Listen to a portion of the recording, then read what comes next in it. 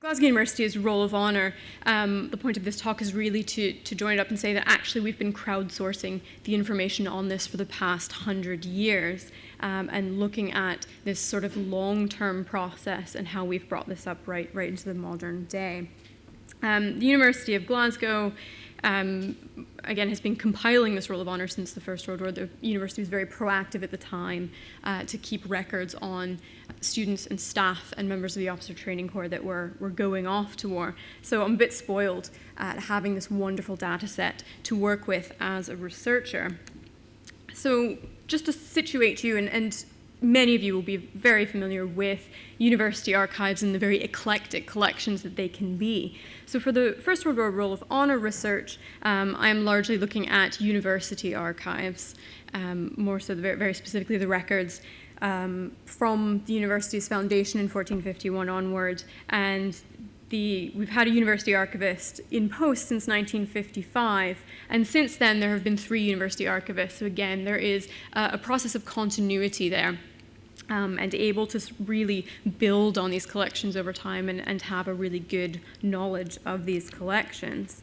And the types of First World War era records that we have in the University Archive, obviously the institutional records, all of the mundane bureaucratic business that a large institution will keep record of, so everything from the administration of the university, and of course the different faculties, arts and sciences and divinity, and the student matriculation records, which are particularly valuable when we're trying to suss out individual stories for something like a Roll of Honour and build up pictures of actual individuals.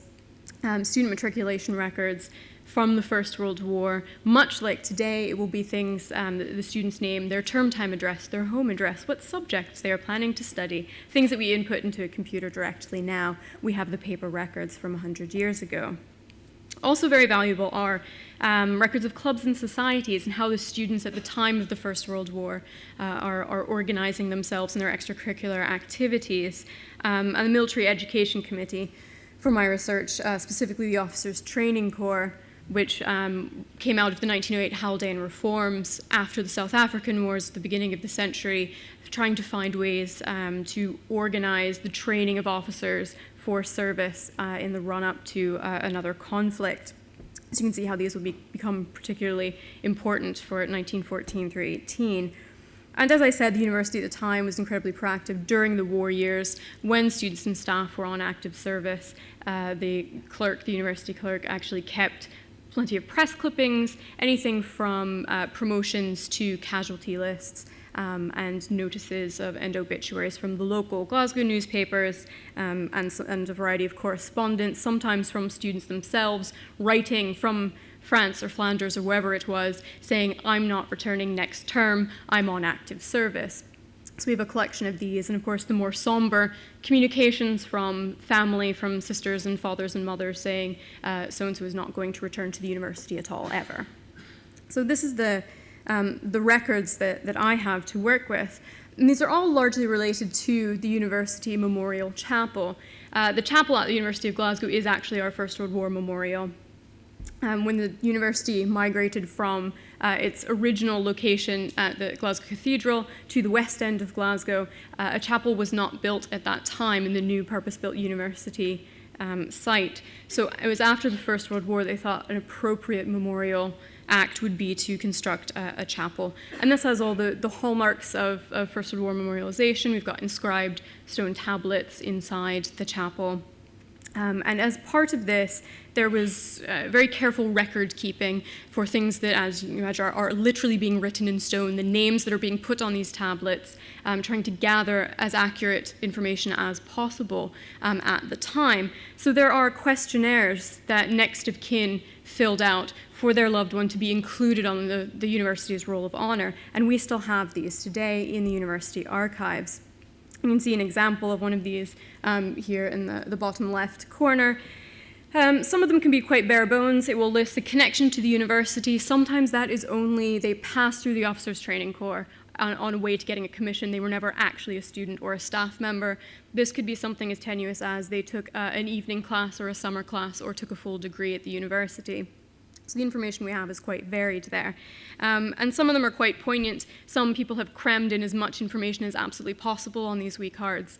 And there's one that I find particularly moving where it's a wife has written out sort of relation to deceased, wife, and then she scratched it out and had to put widow. So you can see where she was perhaps not quite used to what term she should use at this point.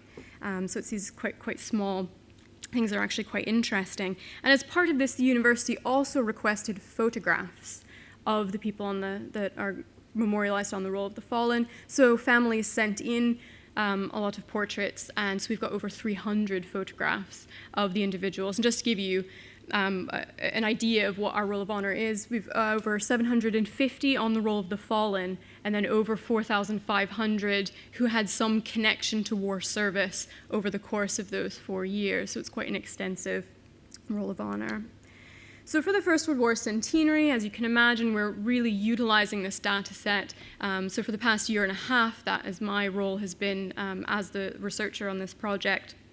And starting off in the 1960s, it was taking all of those photographs and all of those little chapel questionnaire cards, and that was put into a card index.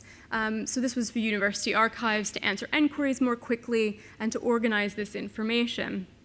And in the 1990s, this then migrated to an access database, and this was part of a position that was funded specifically for training opportunities for the European computer driving license. So using these technological initiatives to go ahead and progress the Roll of Honor in new ways. In 2005, this was put up online as a searchable online database, a website. So we would love eventually to move forward to where this is integrated and isn't a standalone website, but for the time being it is a standalone. So we will work on that. But for now, what we do have is you can see the records of the names and the ranks, the bare bones information about these people, the Toronto Roll of Honor. And in 2005, when this was uploaded, we had, I don't know if anybody was in the community's panel session 3 earlier, we were talking about super volunteers. Well, we certainly have a super volunteer of our own in 2005 that wrote 300 biographies for the Roll of Honor, one single volunteer, which is great. So since that time, and especially in the past year and a half, we have accelerated this process with the goal that we will have a biography for every person who died in the First World War from the University of Glasgow community in advance of the centenary of their death. So we've been working with volunteers from across the university, this includes students, as well as members of the public, to try to reach this goal.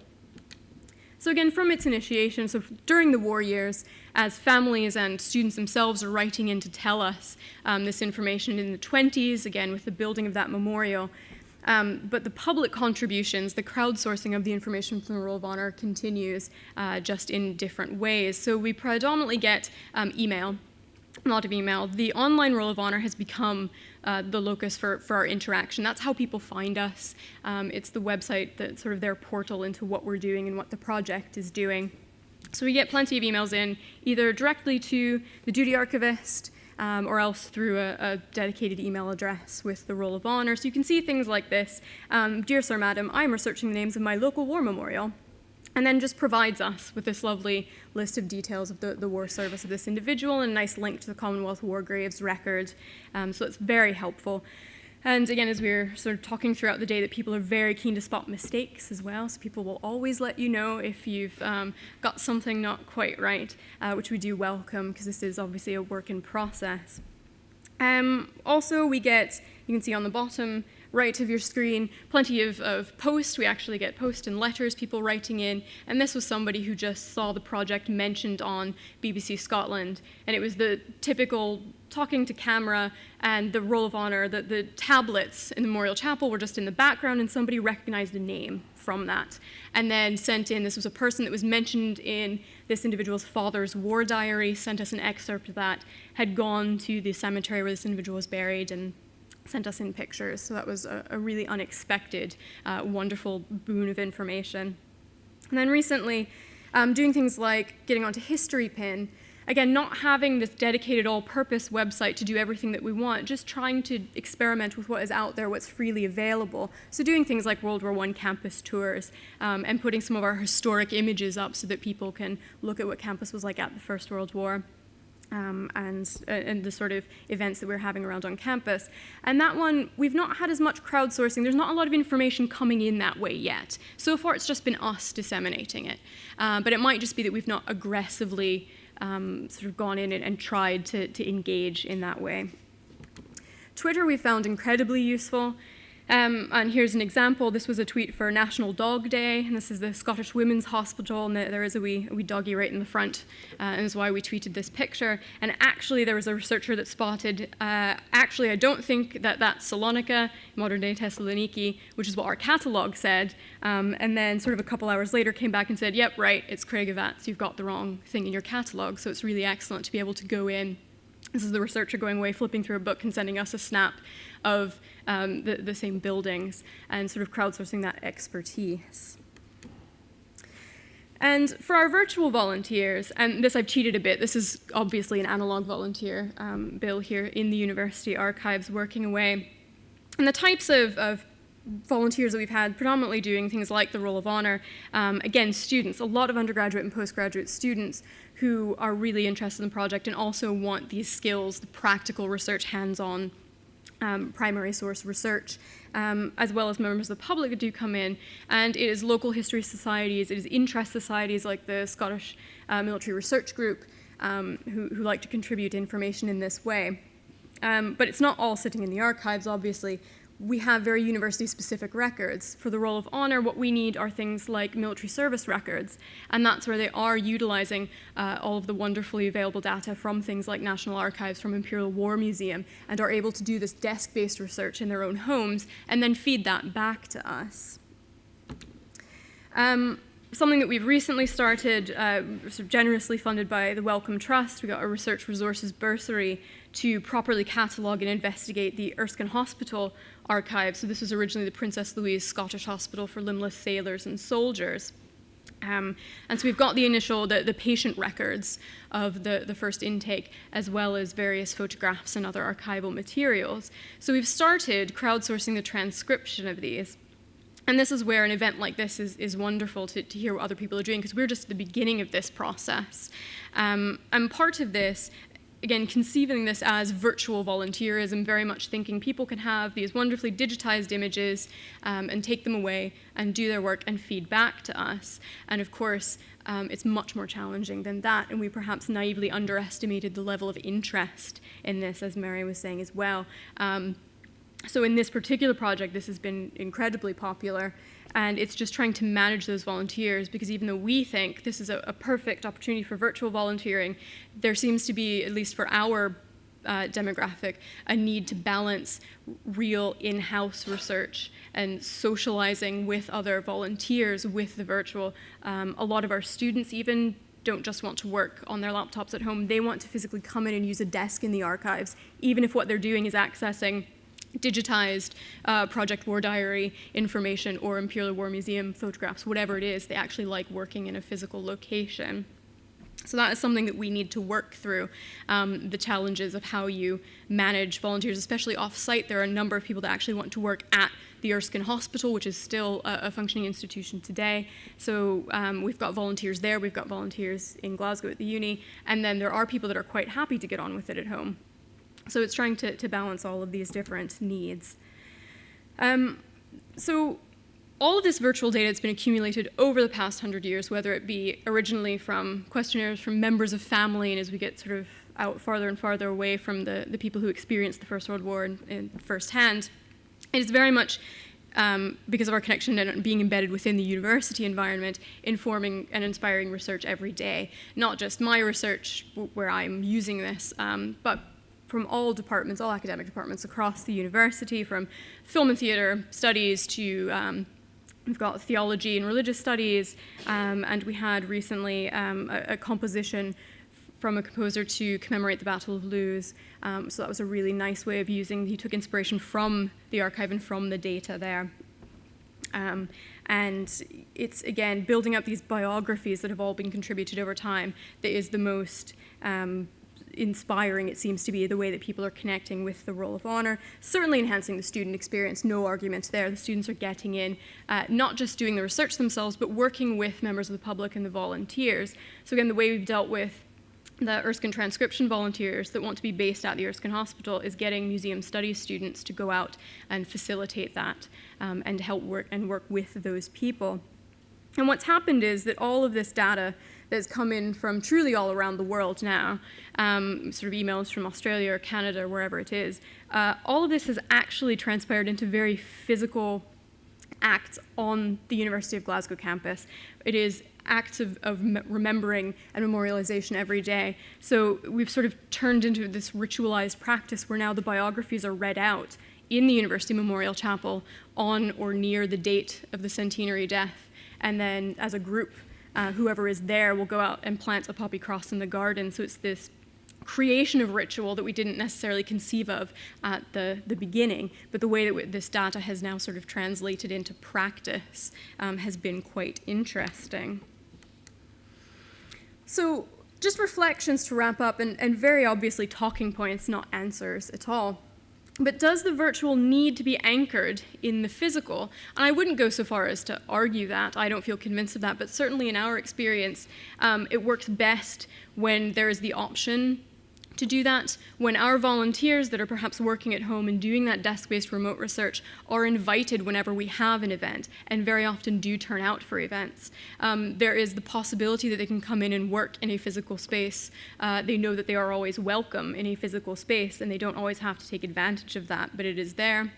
On the other hand, there are some people that very much do need that because the reasons that they're volunteering are actually quite different. Then it's not just getting access to materials and research, but it is socializing with other researchers seems to be equally as important. So a purely virtual environment just doesn't work for them.